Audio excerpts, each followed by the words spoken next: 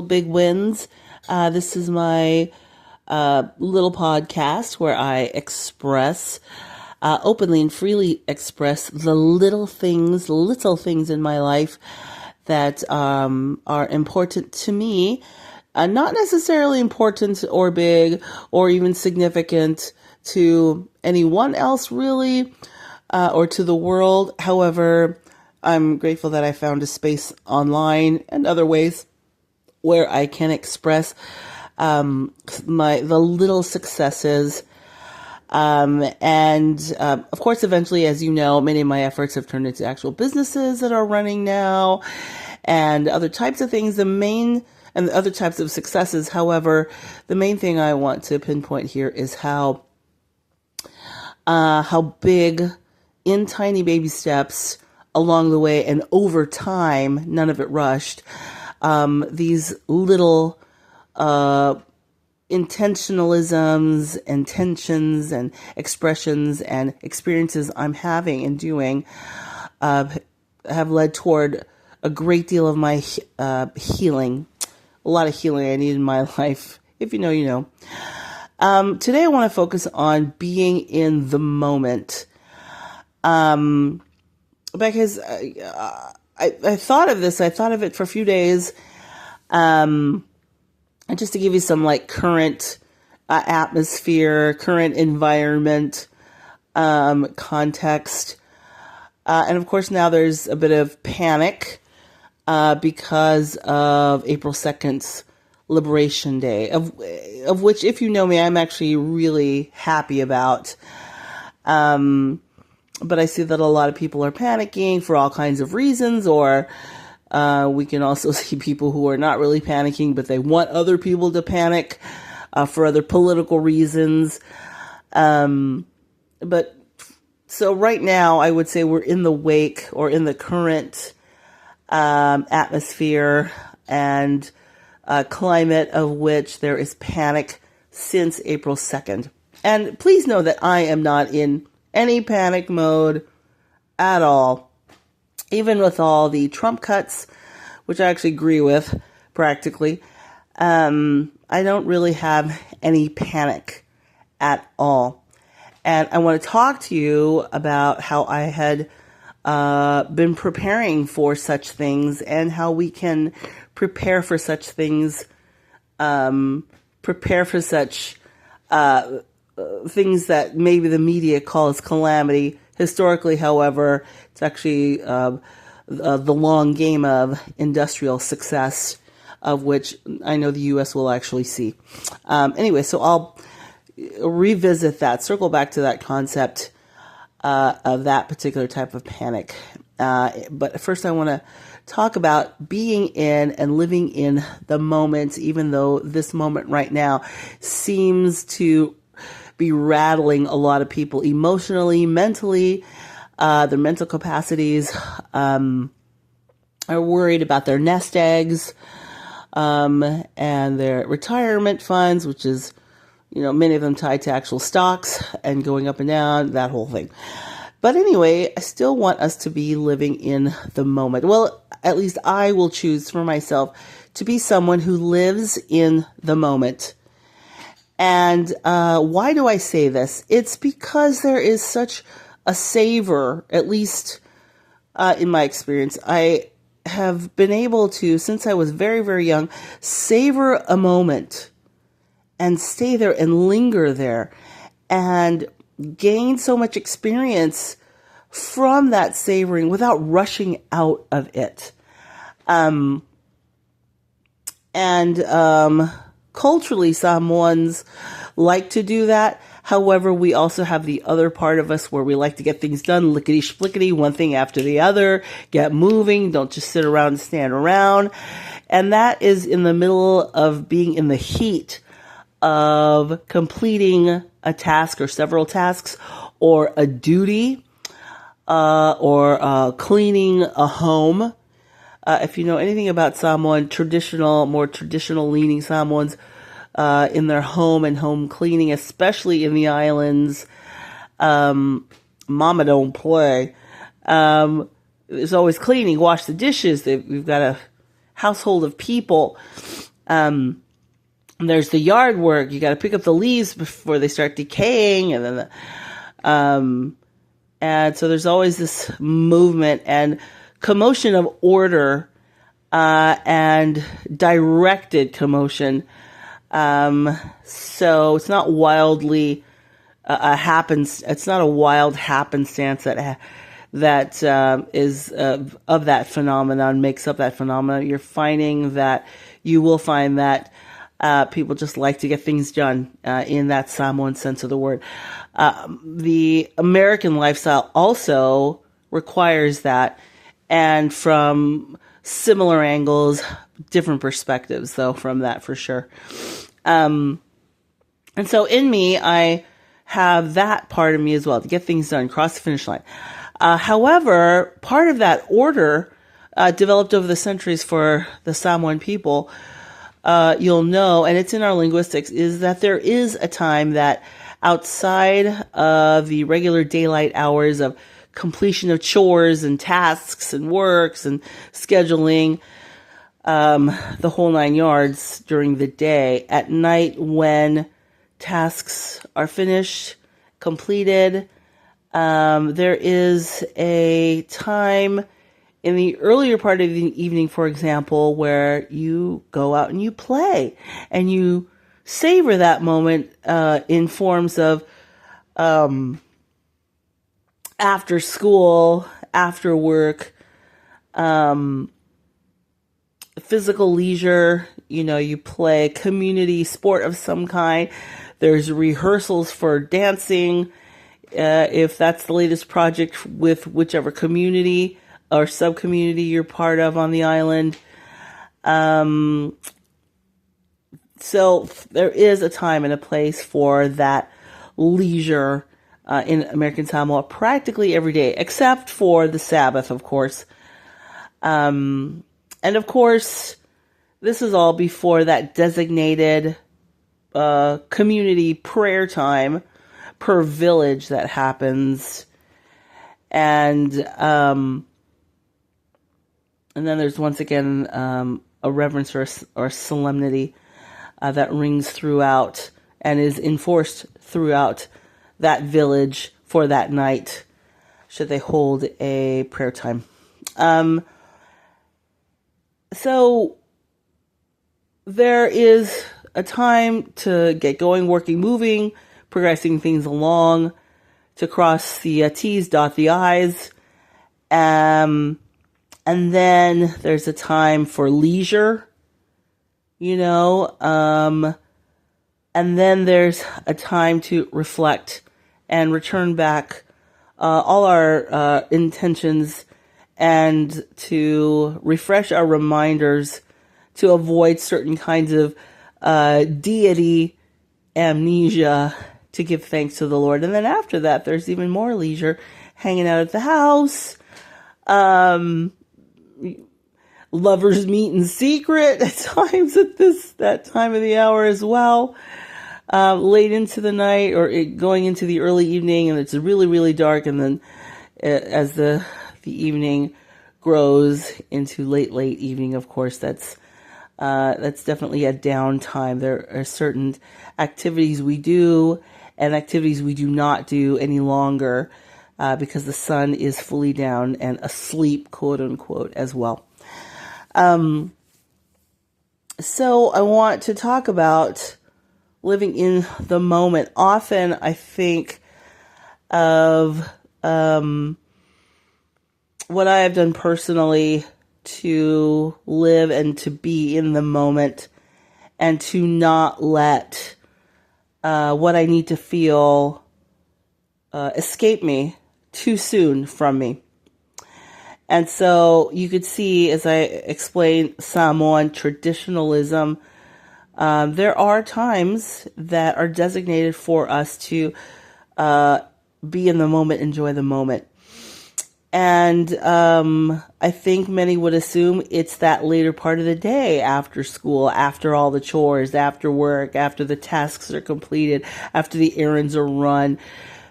And so, yeah, for sure, I would say, yeah, that's actually a scheduled out, carved out time during the late afternoon, early evening, before dusk, and before twilight, where that happens. And I can see where people, even someone say, yeah, that's a designated time. But and then of course the rest of the evening as well. Savor the moment. It's actually scheduled out. After that, it's after the leisurely time there.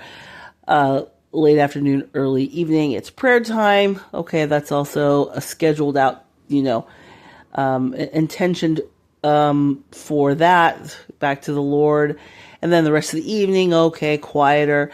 And you would think that would be the only times to enjoy and savor a moment. I would argue, however, that the entire day, at least traditionally for Samoans, is a time for savoring the moment, being in the moment, living in the moment, not letting it fly by you too quickly. And I say that because being in the moment can often be defined by different people as to sit, as being some place where you're sitting and reveling, and you're kind of letting your mind leisurely wander off into that savoring moment. And it has a mental and emotional momentum, maybe even a euphoria, typically linked to ameliorism. But you're physically sitting or laying down or really not doing much. You're just enjoying it. Or whatever it is. You're at a party, you're not rushing out of the party. I would say that getting things done and working and progressing during the day for someone's, like I said, errands completion, tasks completion, is a type of savoring the moment as well. Stay with me on this. Because look at it. If that's 6 to 8 hours of your workday while the sun is up. I'm not necessarily wanting to promote that should be seen as something negative only, and can't wait to get rid of it and to finish it so we can escape to the leisurely, more chill stuff after the work hour days, or the workday hours are completed. Remember, during the workday, you're working. You're actively working. You're actively deploying your skills. You're actively learning. You're actively paid to be teachable for those hours as well. You're actively suppressing emotive reactions in that professional space, or as you run errands for your family or friends, or in that entrepreneurial daylight hours where you're really picking up just more of life. You're meeting, often you're with other people, meeting with people as well, corresponding with them, communicating with them. There's an interblend there. Even if you are a remote worker, you've got to interact with other people, either via email, via group text, and group messaging, group meetings, maybe single meetings on Zoom or Google Meet, or wherever online. And quite frankly, you could see those as living in the moment and not seeing it only as work just to get over and to get through and to hurry up and finish and to complain about. Very difficult to do because we work hard. Just as people who go to work, look, we work hard. Absolutely. And so I wanted to express that there is value in loving our work, even though we might have to commute to work, either with public transport or on a bike, these days on an electric scooter, in a car, by train. Some people have to swim to work. So I wanted to express that, yeah, there's a particular way that we can actually reapproach or recapitulate our ideas and perspectives about the 6 to 8 hour workday, and allow a space to enjoy it, that is different than the more commonly practiced approach of dreading it, hating it, as well. So maybe live in that moment at work. You're picking up skills. You're getting the years that you're working. It's not in vain. Those things go on resumes and CVs and build up your experience. So they end up on LinkedIn, So I wanted to say that about that. Also, the second way to be in the moment is to, in my case, I'm still recovering from PTSD, post-divorce, which is now turned into PGD, post-grief disorder. Excuse me. Excuse me, sorry. I'm currently living in the moment of ending yet another cold here in New York City. As winter is ending, spring is coming, I have yet another cold. Ugh. Anyway, I have previously talked about and expressed how I was living in the moment of not rushing out, of really feeling all of my emotions, a lot of grief, and from the end of a relationship that I really, really cherished and loved. And he just ended up not having the same type of longevity for our relationship the way I did. It just broke my heart, really broke my heart. I still get teary talking about that. I'm still very sensitive about it. And here it is, almost 15 years after, and I'm still affected by it in so many ways. The grief that struck me with just really rocked me like no other thing has in my life. But I decided not to rush into another permanent relationship. Yes, I did date several different guys, or had a lot of hangout buddies as well. But I decided that no, I would not rush out of still being in love with this man that I was once married to, and not rush, but also at the same time not rush out of feeling hurt deeply by his actions. And that, I felt, has done me a world of good. Done me a world of good.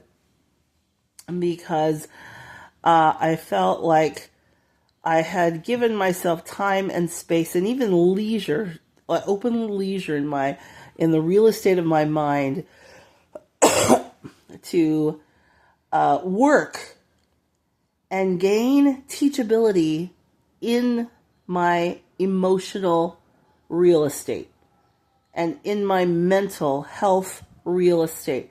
I did not rush off and, I did not become the town bike where suddenly everybody got a free ride. No, thank you. No, I just had relationships mostly good, some horrible after my husband and I split. I'm not in love with any one of them. I think I had attraction for these men, but I was not in love with them. One I did have stronger feelings for, and that ended in disaster. He was one of the first guys that I actually had a relationship with after my marriage, and it took like 2 years for me to actually see somebody on that level. The other guys I was just kind of seeing on dates, or of course after him that I had seen. Anyway, on and on. Sorry, this particular post is not about my love life, not about my dating life. Sorry, I digress. Anyway, but my dating is an element, a very crucial element in my not rushing into a permanent relationship with the next guy so that I can forget my old feelings, my old husband, and move on without review of how I had been feeling. And I am so grateful I did that. I started seeing that I needed to actually be alone and not have permanent men in my life as far as a relationship goes, because I really needed to be in the moment of just me. Just me. And that opened me up to, like I said, mental health teachability, in that mental health real estate of mine, in that emotional teachability, in that emotional real estate of mine, self-care, in that self-care real estate in my mind and soul and heart, all of these things. And that also made me more open to a deeper, I'm getting teary, a deeper closeness to and with my Heavenly Father. Yeah, I would say that,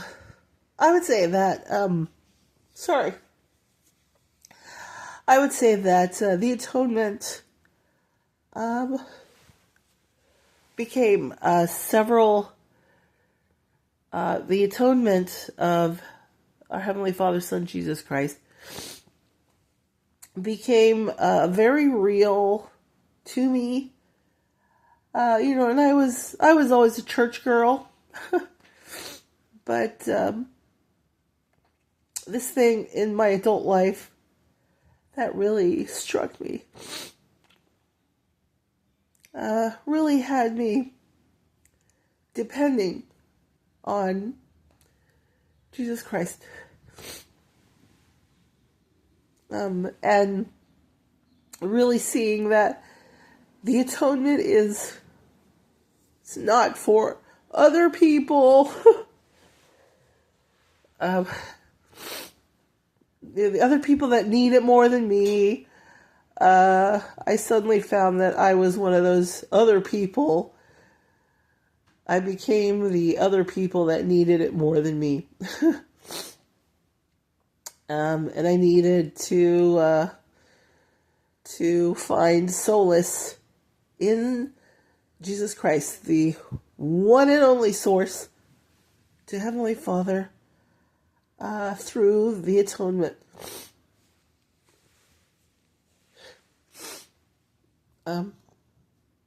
I still need it.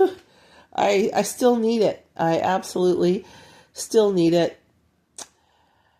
And every day, I have my grief, my stuff, and I also have I need to still be taught. It's not, I don't know everything, and I'm not at the end of being taught. And so, in that context, I am offering the intention of living in the moment, being in the moment, not rushing out of the moment when your emotional and mental health needs to just not add more to it, add more stuff to it. You can learn a great deal by staying still and being still for the Lord. And what comes out is all these contours of emotional chambers in they become opened in a way I had never really experienced that. I was already that way growing up as a soul. And then this relying on the Lord, because of my grief, my great grief. I did not rush out of that. And I stayed still. And I, I, other than temple blessings in my family and my wonderful friends, I have favorites, of course. It's probably one of the greatest gifts I have received in this lifetime, for sure, is a first-hand understanding of human emotional capacity, and that we are so far more complex. And I learned that complexity next level through my leaning on the atonement after my biggest personal trauma, and because I did not rush out of the process of walking right through that fire. I believe the old adage is walking through the refiner's fire, and I've definitely felt that, and it has been a blessing. So many fruits have been born because of that. The biggest fruit there is gaining complex emotional understanding of myself, which I then can offer to other human beings, and I understand that better and what their needs are in that capacity. That was heavy. But heavy, but very worth it. And I'm so proud that I could say that. I'm really sad that that marriage ended. But yeah, I'm just going to stay there. I'm going to stay in that moment and just say, I'm really sad that that marriage ended, and ended in the way that it did, so unexpectedly for me. So there, that was the part 2 of my living in the moment. You just gain so much by laying still and having your ears more tuned in, more finely tuned in, and more directedly finely tuned in to our Heavenly Father, and not just healing, but the way He wants you to heal. There are particular, unique ways as part of your own personal plan that He has for you, that He would like to redirect you toward. I have seen that in hand in my life. And that's just from doing this thing called living in the moment. Be in the moment. Do not rush out of it. That also includes enjoying and savoring those happy moments of joy that give you joy. Maybe you're finally at a music concert you love. Maybe you're enjoying some food out with some friends. Maybe you're enjoying the gains you're going to make from this market downturn currently since April 2nd with the Trump tariffs. Whatever it is. Or maybe maybe you did laundry. You had not been able to do it for 2 weeks. Savor that moment and those wins for sure. Those are big wins. They may seem little, but they are huge, absolutely, and great in the sight of our Heavenly Father, for sure. I do want to talk about a third type of being in the moment, and these are the type of moments actually where I'm going to actually shift the gears and tell you, hey, get out of it. Get out of it and don't stay there. Don't even think about staying there. There are times when we feel like we want to give up. The hellish chamber of our mind opens up because of grief, because of trauma, and opens up to hopelessness. And that hopelessness might give you a self-death drive. And when 15 years ago, when my personal trauma started, of course, I sought help, professional counseling immediately. And at that time, I was so distraught. I could not think out of my sudden grief, suddenly surprised and sprung on me. I could not. And I did contemplate ending my life because I was so struck. And it shakes me that I even had to say that, because I'm typically not that person. But that happened to me. And I really loved what the counselor had said to me. She said, "Do you have a plan?" And that, I knew that translated to me as, hey, when you get into that mental thinking, which right now at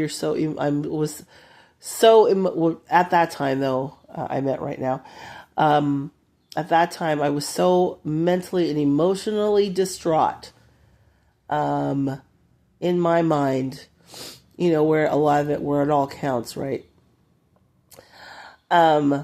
She asked me if I had a plan, and I knew that she meant, hey, do I have a plan as to how to get out of that mindset? And that was very powerful for me. It's practical information and very powerful for me. And, yeah, like that. And I want you to have that plan. When she said that, really, it just, in a snap, I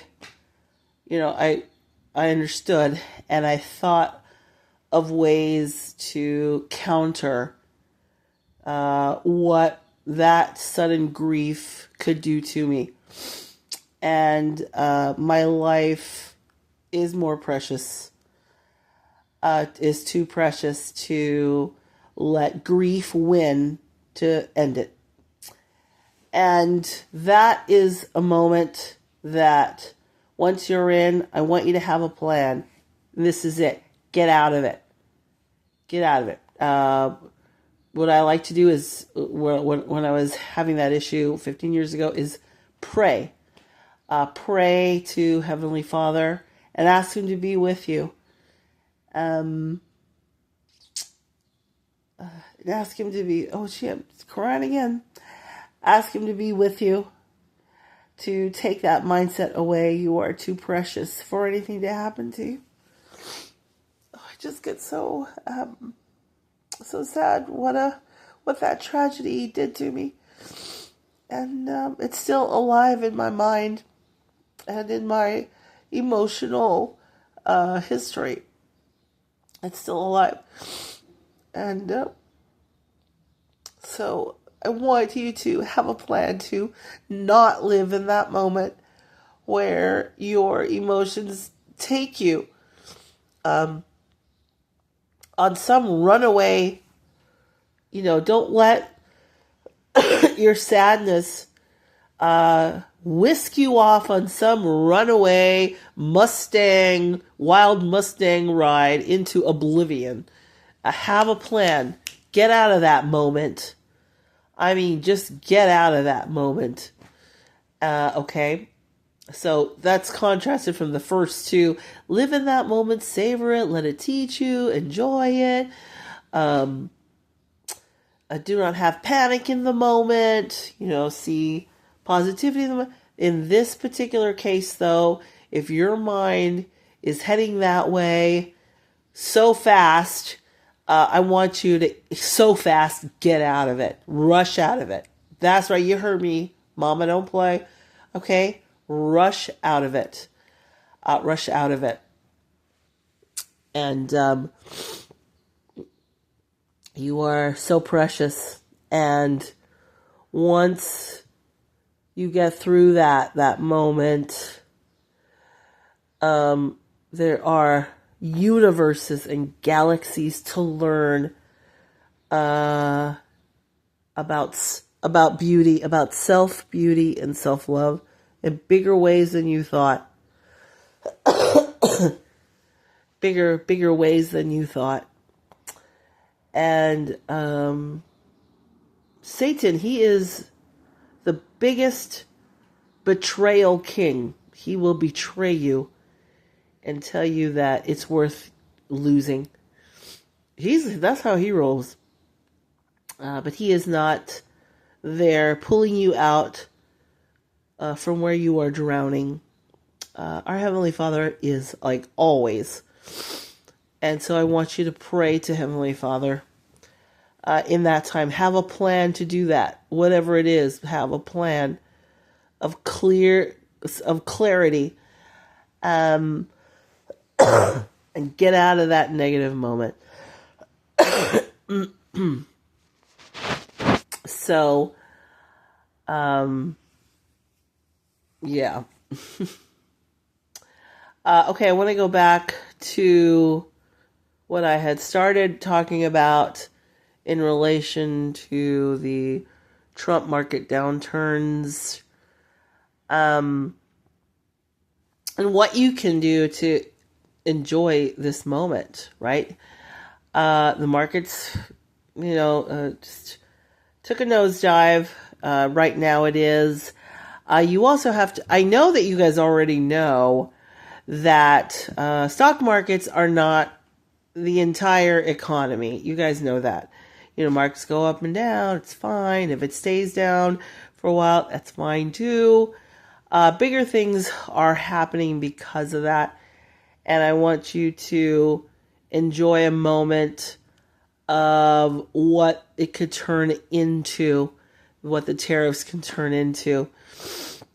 And, just do not panic. There are other ways that you can grow money. You could start a business. You could get out of stocks entirely or partly, or have money to do other things outside of stocks. If you have stocks already, you can do commodities. You can also create and make your own crypto currency. It's like super cheap. I think it's like under $2 to create your own cryptocurrency. There's so much that you could do outside of stocks. And how did I learn all this? Well, in my post-divorce moment of not rushing out of that moment, living in the moment, being in the moment, part of that being and living in the moment was educating myself in financial industries, which includes oil and energy and petroleum, which includes crypto and how it works and how to invest and even to divest, which includes businesses and making of businesses and creating businesses as well. And so I would take the current market nosedive as an opportunity. Okay, let's say it sinks further. Okay, what if? Let's say it sinks further and a little bit longer. Okay. Take an opportunity to buy some stock if you're into the ETFs. There's S&P, there's all kinds of stuff. There's even NVIDIA, I would take this moment to introduce you to live in this moment, not panic, and find some stocks that are going down, but it's going to go up, up, up, especially the companies that are investing in the U.S. Sure. NVIDIA, Apple's another one, Hyundai, AI. I would put a little cash in that and see what happens. And if you're afraid to put 1,000 there, put $20.